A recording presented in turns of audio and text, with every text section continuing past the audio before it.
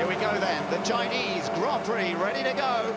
Lights out, away we go, and Hamilton does get a good getaway. Now Rosberg will try and chase. Vettel comes right across and squeezes into third place ahead of Felipe Massa as Raikkonen tries to go wheel to wheel, but Bottas is coming around the outside of Massa. Good move this from Valtteri Bottas, and he just squeezes in behind Vettel. Raikkonen is side by side with Massa. No, he's not. I think, oh yes he is, he's still got the line, and he's still trying to get past the other Williams. He's trying to split those two Williams, and he may have done it. I think he has, as they head up towards turn 6. No problem for Lewis Hamilton. He's made the break. That was beautiful driving from these drivers. Look at Raikkonen down the inside, aggressive stuff. He had to make it happen at the start of this Grand Prix with the Williams cars, and he's done it straight away. And I think Massa's got back in front of Bottas. He has, that's right. Massa's got back in past, and there was contact between Danny Kvyat and one of the Toro Rossos down at turn 6. They were all bumping and boring a little bit. I think they've got away with it, but we'll have to see if there's any damage on the Red Bull of Danny Kvyat. Look at that midfield group, all struggling for position. But Hamilton leads, Rosberg is in second, Vettel third, Raikkonen, what an important first few corners for him to get into fourth place ahead of the two Williams already. Now we're on to that 1 kilometre straight, about 3/4 of a mile. Doesn't take long in a Formula 1 car, but is he going to be close enough? You're on board with Max Verstappen. He's not there yet, and he's not... Oh, he is. He makes a late lunge. Oh, my goodness! Fabulous pass by Max Verstappen, and Ericsson's, but he's been completely caught out by that. He's just been scared out of gear by the looks of it. And now he's in danger of being passed by Nico Hülkenberg. My goodness, that was such a late lunge down the inside. It was fantastic. He basically did give Ericsson a choice, which is give me the space or, well, there might be contact, but the door was open. That was a fantastic pass. And there's problems there for Kvyat. Kvyat with smoke pouring from the back of the car. Oh, he's had a horrible weekend, and it's just got even worse. That looks very much like an engine failure to me, with smoke pouring out of the exhaust, and there's a shake of the head from Christian Horner. Okay, on fire, on fire, on fire. Yeah, clearly on fire, lots of smoke. Verstappen down the inside of Felipe Nasr, and he does it again at the end of the straight. Beautifully judged braking, and it takes him past the other Sauber this time. Verstappen, look at the response back there. His father in the middle of the picture, Jos Verstappen, loves it. Yeah, it's beautiful. What's really impressive about that, Ben, is no lockups, no, running wide and it being slightly clumsy. This young man certainly has his racecraft dialed in. As I said before, it reminds me of Hamilton. Lewis is driving very slowly, so get him to speed up. So, managing tyres, but is he also dropping Rosberg back into the clutches of Ferrari? Is that what he's worried about? Exactly. It's only 1.8 seconds gap between Vettel and Rosberg.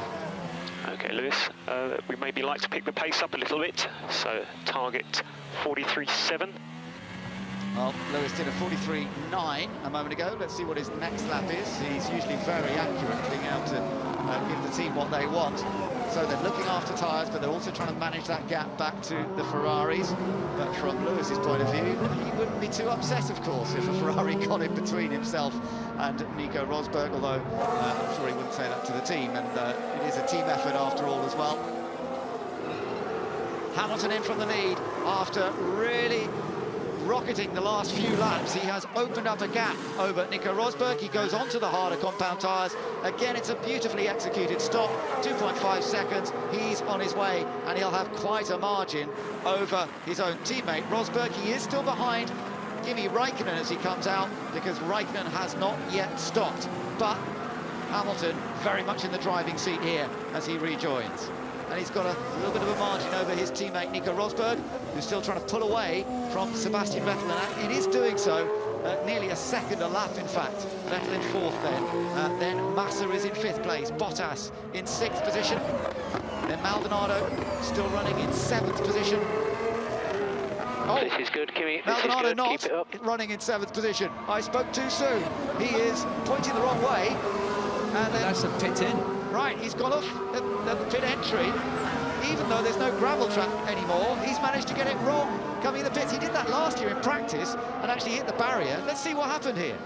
Well, a later braking point, of course, because they're not taking the last corner. He's tried to launch it into the pit lane. Oh dear. And just overshoots. A very poor mistake from Maldonado. In comes Kimi Raikkonen now. He shows us how it should be done. You can see how much it narrows on the entry there, but they've done that enough times during practice and during qualifying to know how hard they can attack. Maldonado got it wrong, and that will hand the position, of course, to Grosjean, his teammate, and he will also probably lose the place to Verstappen. That'll be interesting when he rejoins. Tyres go on Raikkonen's car. Again, it looks smooth. He will rejoin, but I just don't think that Ferrari really have an answer to Mercedes here, David. They've tried everything. It looks as though they're going to be very much best of the rest, but they haven't got an answer for those two silver arrows. Now, what are we looking at here? Oh, a big, big spin for Maldonado. Did he lose it completely in the end? My goodness, he's having an eventful afternoon. That's 7. Any damage, Pastor? No. Not this time. Yeah. He's Verstappen! He's through. He's down the inside. Yeah, that's down in 14, his favourite corner. He's going to fight back, Perez, but he's coming back at him. Oh, excuse me, it's turn 6. Sorry about that.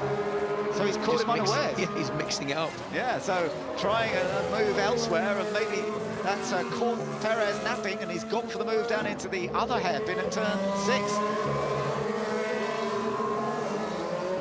Here comes Maldonado then down the inside of Button. Fights his way to take the place. Button might try and cut back on the exit. And he can fight there. There's definitely a problem on Maldonado's car. I don't know whether it's the hybrid system or what, but something's not driving him out of the corners as well as it should be.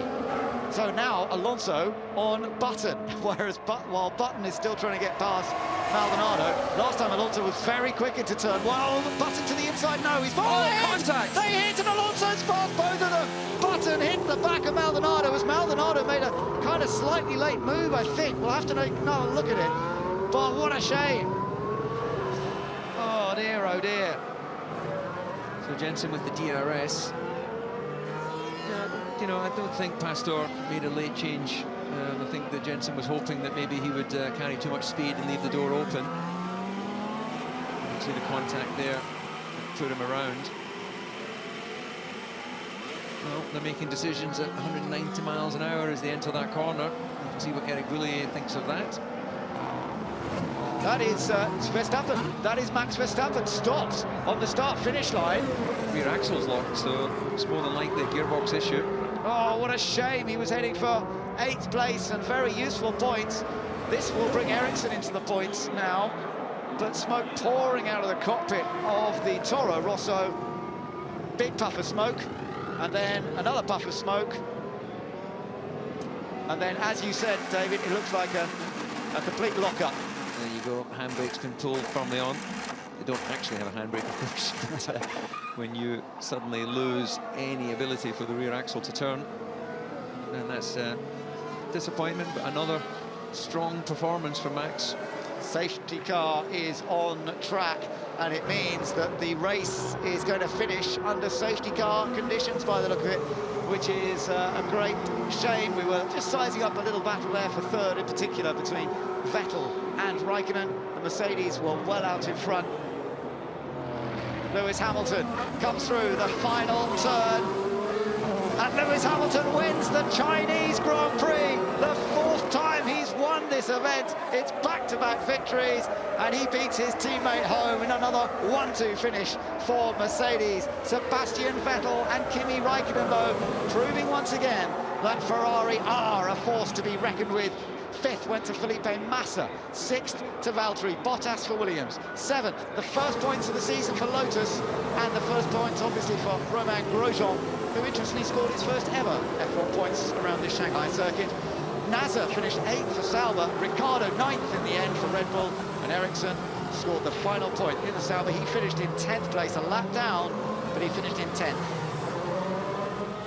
Celebrating his 4th win on the Shanghai International track, Lewis Hamilton wins again.